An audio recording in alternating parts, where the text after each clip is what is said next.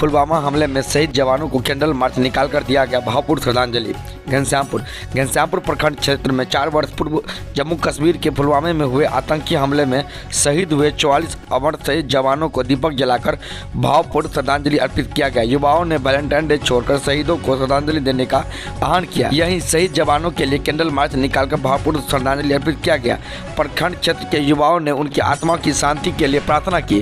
उन्होंने कहा कि पुलवामा में शहीद जवानों पर आतंकी हमला एक सोची समझी साजिश के तहत किया गया था, जो कि एक कायरपूर्ता नृत्य। उन्होंने कहा कि 14 फरवरी के दिन सभी कैंडल मार्च निकालकर